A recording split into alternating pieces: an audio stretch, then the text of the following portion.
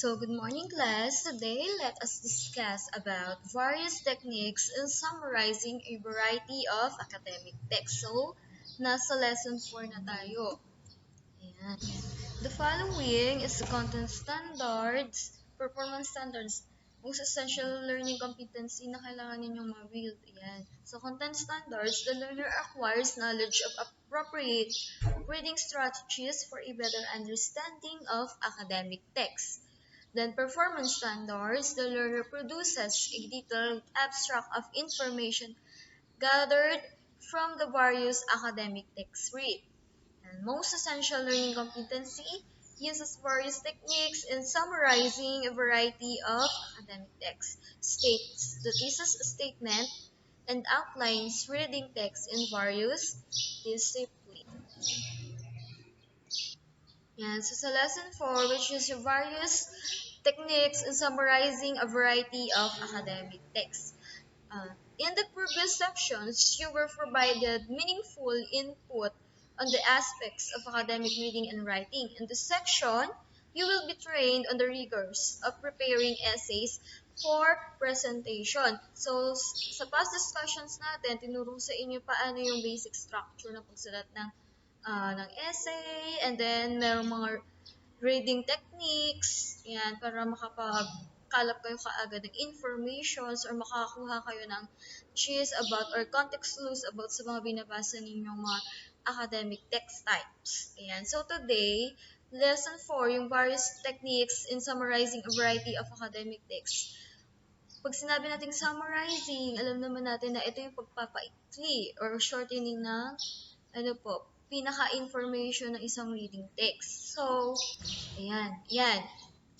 What is summarizing? First question is, what is summarizing? So, sabi a while ago, sinabi ko nga na yung summarizing, ito yung pagpapaikli or shortening ng pinaka-information or general information ng isang context or ng mga academic text. And then, dito, ito yung mga other definitions ng summarizing. Yan. According to Buckley, year 2004, in her popular writing, Text Fit to Print, ayan yung pinaka-title, summarizing is reducing text to 1/3 or 1/4 its original size, clearly articulating the author's meaning and retaining main ideas. Meaning to say, sabi niya, according to Buckley, year 2004, yung summarizing daw, ito daw yung pagpapaikli or reducing text. Di ba pag sinabi natin reducing text, pinabawasan natin yung pinaka-text. Yan. Yung pinaka-size niya is 1/3 or 1/4 its original size. Ayan. So, summarizing din, yung kay Buckley, kailangan daw, kung isa-summarize natin siya or i-reduce natin yung text, kailangan daw ma-retain yung yung meaning ng author dun sa particular context na yon or particular academic text na binabasa ninyo. And syempre, hindi mawawala yung pinaka-main ideas. Yan. And another, according to Diane Hacker 2008, in a Canadian writer's reference, explains that summarizing involves stating a work's thesis and main ideas, simply, briefly, and accurately. So, galing naman kay Diane, Hacker, year 2008, yung summarizing daw, involve daw yung stating a work's thesis and main ideas. Ayan. Simply, briefly, and accurately. Pag sinabi natin, when we say thesis statement or thesis, ito yung bago kayong gumawa ng essay ninyo, syempre kailangan meron talaga, mauuna muna yung thesis statement. Sa thesis statement kasi, ito yung pinapakita dito yung pinaka main idea or yung pinaka main point and then yung mga supporting ideas. Ayan. Na magagamit ninyo sa paggawa ng essay. Ayan. Syempre, kailangan sa thesis statement, syempre involved dun yung simple statement and then brief. Pag sinabi natin briefly, ito na yung pinaka-summarize, pinaka-maikling format niya. Yan. Syempre, and accurate din siya. Syempre, kapag magsusulat tayo, di ba, dapat accurate yung informations. Yan. Aside sa shorten siya, simple siya, then dapat accurate din siya. Then from dictionaries, it is defined as taking a lot of information and creating a condensed version that covers the main points and to express the most important facts or ideas about something or someone in a short and clear form. When we say condensed, reduce, ibig sabihin din, pinapaikli. Ayan, babawasan, pagbabawas. Pero not necessary na binawasan mo nga siya, ay okay na siya. Siyempre, kailangan kapag babawasan mo yung pinaka-original form nun or ng context or nung pinaka original format nung isang academic text, dapat hindi mawawala yung important ideas or important facts at saka yung pinaka-general point of view nung writer. Yan. From the definitions, take a look on the pool of words and phrases. So, ito yung makakatulong sa inyong mga words para ma-identify ninyo kung yung other, nagsisignal siya ng other terms for summary or summarizing. Ito, reducing. Yan, reducing, simply, briefly, and text clearly, accurately, articulating condensed version, thesis, most important facts or ideas, main ideas, short and clear form. Ayan, ito yung mga way sa pagsa-summarize. Ayan, other term kung paano mag-summarize. Ayan. Various techniques in summarizing a variety of academic texts. Ito yung mga various techniques. Ayan. So, alam na natin yung meaning ng paano meaning ng pinaka-meaning lang, general information lang about sa pagsa-summarize. So, ito na may mga various techniques. Ayan, kung paano mag-summarize. First, read the work first to understand the author's intent. Yan. Siyempre, babasahin mo siya para malaman mo yung intention ng author nung sinulat niya yung academic text types na yan. This is a crucial step because an incomplete reading could lead to an inaccurate summary. Note, an inaccurate summary is plagiarism. So, syempre, kaya mo nga siya babasahin para malaman mo yung pinaka-intention ng author. Kapag shinortcut mo lang yung pagbabasa, malay mo, there's a possibility na yung other important information, baka hindi mo nabasa. Ayan, syempre kapag isa-summarize mo siya, di ba, dapat kung i-reduce mo, nandoon yung pinaka-general information or pinaka-point of view nung author. Sabi dito, note, an inaccurate summary is plagiarism. Yun, di ba sabi natin kapag plagiarism, it's either kinopya lahat ng text, copy niya or carbon copy ng pinaka-original na text. Yan, hindi mo man lang siya ginamitan ng paraphrasing or rephrasing. Yan, pag paraphrasing kasi, ito yung binabago natin yung paragraph, yung pinaka-structure lang. Pero yung pinaka-thought, no, nandoon pa rin. And then, kapag rephrase naman, ito yung mga specific words lang na yung babaguhin mo, papalitan mo lang siya. Ayan. Sabi dito, note, an inaccurate summary is plagiarism. So, sabi ko nga, yung original thought dapat or original information na nilagay or intent ni author, hindi mawawala. Kasi kapag nawala siya, kahit sinamarize mo siya, ginamitan, paraphrase ka or nag-rephrase ka, tapos nawala yung pinaka-original intent ng author, makukonsider pa rin siya as plagiarism. Yan. Second, one of the summarization techniques you can do is to present information through facts, skills, and concept in visual formats. You can provide the cause and effects, charts, timelines, and Venn diagrams, templates for outlines, use flowcharts or infographics. So dito, ito lang yung mga ways para paano mo mailalatag ng maayos yung mga concept mo or mga informations. Yan. Yan, sabi dyan, pwede kang gumamit ng cause and effects charts, timeline, Venn diagrams, templates for outlines, and flow charts or infographics. Yan. Para paano mo lang mailalatag or maayos ng pagkakasunod-sunod or may logical flow yung mga information sa makukuha mo dun sa reading materials. Yan. Number 3, to avoid difficulty you need first to know the main points and the supporting details. You can exclude any illustration, examples, or explanation. So, syempre, para hindi ka mahirapan, di ba, kailangan mo siyang basahin.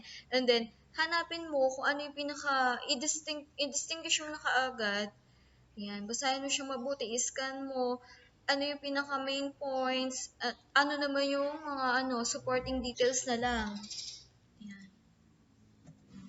The number 4, you need to analyze the text to save time in thinking what you will do. Ayan, syempre, i-analyze mo mabuti yung binabasa mo para hindi ka na mahirapan, hindi ka pabalik-balik, or hindi ka malito, hindi ka mawala doon sa pinaka main point. Yan, hindi may logical flow. Yan, you need to analyze the paragraphs or the whole content. Number 5, think what information you will put in your summary. Be sure to cover the main points and arguments of the documents. Yan. Dito sa number 5, syempre, di ba binasa mo nga siya? So, dapat alam mo yung mga information na ilalagay mo. Ano yung mga i-exclude or tatanggalin mo na. Yan. And then, be sure to cover the main points and arguments of the document. So, pinaka-general idea or pinaka-main points niyan, hindi pwedeng mawala. Then, dapat naka-include siya. Kasi nga, ayun nga yung pinaka-target mo. Malaman, ma-explain mo kung ano yung pinaka-main points yung binabasa mong reading materials or academic text. Number 6, one of the best things to do in auto-summarizing is restating the words into different one. You should avoid using the original words of the author. Instead, use your own vocabulary, but be sure to retain the information. Dito, pinaka-explanation lang dito is restating. Pag sinabi natin restating, synonymous siya sa word na rephrasing. Meaning to say, papalitan mo lang yung specific words. A while ago, sinabi ko na yun sa inyo. Papalitan nyo ng pinaka-specific words na ginamit ni author. So, ayan. Para makaka-avoid na kayo sa pag-plagiarize. Number 7, you will fully understand what the document is when you organize all ideas. So, yun nga, dapat before kayo mag-start ng pagsusulat or paggawa ng essay, and summarize nyo yung mga yung pinaka-content. Syempre, kailangan meron kayong maayos or may logical flow or arrangement kayo ng mga informations. Yan, syempre, babasahin mo siya. And then, i-organize mo ano ba yung mga dapat, yung mauuna, pinaka-general point of view, pinaka-general information, and then ano yung mga supporting information na lang. Ganun yung pag-a-analyze or pagkakasunod-sunod or logical flow ng mga informations. Yan. Unahin mo muna yung pinaka-general point o yung pinaka-general information, and then to follow na lang yung mga supporting information. Number 8, one of the things you can do is to write down all information in a coherent and precise form. Keep in mind that a summary is a condensed version of the original paper, so avoid making it long. Ayan, sabi dito, ayan, kailangan coherent and precise form siya. So, pag sinabi natin coherent, meron siyang logically, clarity, or ordered. Ayan, pag sinabi natin coherent and precise forms, syempre, maayos na pagkakasunod-sunod sa structure yan. Keep in mind that a summary is condensed. Pag sinabi natin condensed, shorten or reducing of of words. Ayan, kaya not necessary na sobrang mahaba yung pinaka-content nung ginawa mo. Kaya nga siya summary, i-reduce natin. Aalisin na natin yung mga sa tingin natin hindi na not necessary na i-include pa. The number 9, you can also decide to represent information through using dimensional construction and representing concept, skills, or facts. Dito, pag sabi natin dimensional constructions, ito lang yung yung pagkaka-arrange ng mga informations na para madali, hindi ka mahirapan. Ito yung paano mo ilalatag yung mga informations mo na gagamit. Ano ba yung ano ba yung sa tingin mong general idea? Ano ba yung mga supporting ideas? Yun. Yan, but yan, representing concepts, skills, or facts. Ayan. Number 10, paraphrasing is one of the skills you can do in writing a summary. With it, do not use the same words with the author. So, paraphrasing, ito naman yung sa structure. Pag sinabi natin paraphrasing, paragraph, it pertains to paragraph. Ayan, sa paragraph ng essays, ayan. Paragraph ng mga reading materials or academic text na binabasa ninyo. So, babaguhin nyo lang siya, i-arrange nyo. Pero, wag nyong kakalimutan na, ano po, wag nyong aalisin yung pinaka general or pinaka point of view or pinaka informations nun, pinaka general informations nun. Pag paraphrasing, paragraph lang yung aayusin. Ayan, syempre kasama na dun yung pagre-rephrase or pagbabago ng mga words para makaiwas kayo sa pagkukumit ng plagiarism. Kasi kapag ah, copy-copy ninyo yung original text, so ginaya nyo lang siya, hindi nyo pinaraphrase, hindi kayo nag-rephrase, nagko-commit na kayo nun sa plagiarism. Ayan. Pero kapag paparaphrase nga ulit, and pag magpaparaphrasing and rephrasing ng academic text, ayan, syempre wag nyo aalisin yung pinaka-general intention ng authors at pinaka-general information niya. Ayan. Yan, with the tips above, yan yung mga na-discuss ko, you will no longer worry whenever you need to summarize because it is your one-stop solution to having a fantastic summary that offers nice details to readers. Follow the tips and you will not make mistakes. Yan. Here's how you start writing your summary. Yan, ito yung example. So, meron tayo passages. Yan, I prepared 1 and 2 examples. So, the title of this is Japanese Rail Tunnel. Yan, babasahin ko lang sa inyo. Due to an increase in traffic between the various islands which make upon Japan and predictions of a continuing growth in train travel, a rail tunnel was built to connect the islands of Honshu and Hokkaido.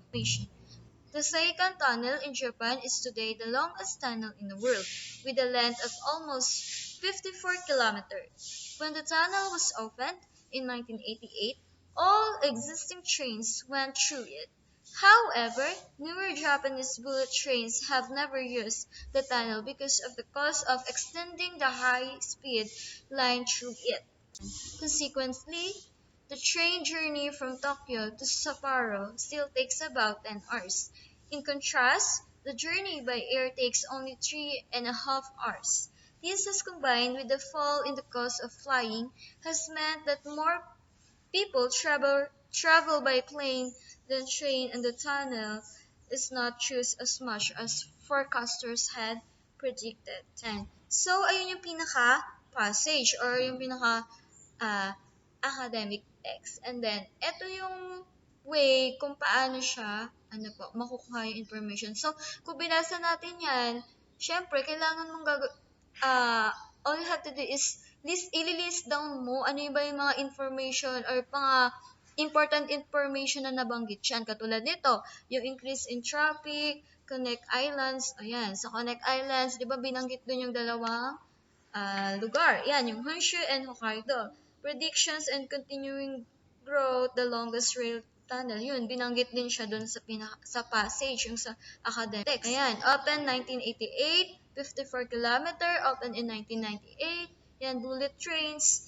And ito yung mga basic information na nakita natin kanina sa passage. So, ganito, or sa reading materials o academic text. So, ganito lang yung paglalatag ng information. Ililista ninyo kung ano yung sa tingin ninyong magagamit ninyong informations or mga general informations about dun sa academic text na binabasa ninyo.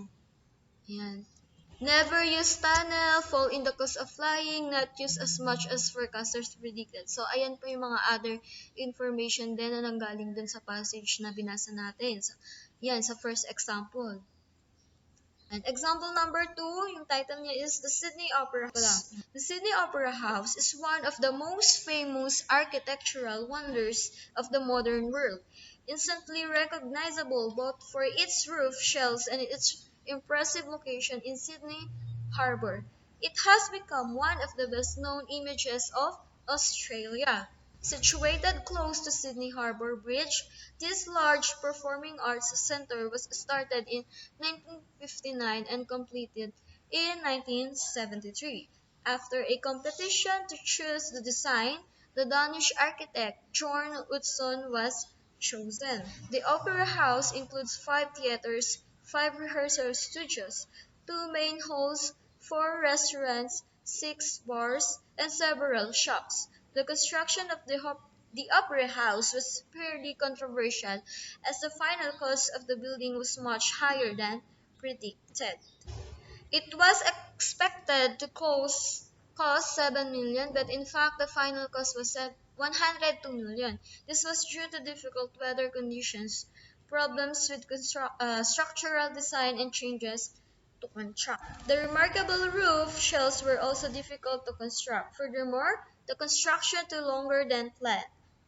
Completion of the building was initially expected in 4 years in 1963. Unfortunately, because of the many problems and changes which were necessary in the design, the building was not completed until 10 years later.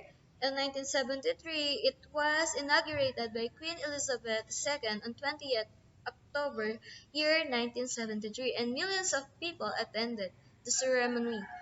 The event was televised and included a fireworks display and classical music performance. And so doon sa binasa natin, ayun yung pinaka-reading materials. And then, this following, ito po yung mga sumusunod na nakikita natin dito. Ayan, yung mga nakalist doon. Ito yung mga information about doon sa binasa natin, sa reading materials.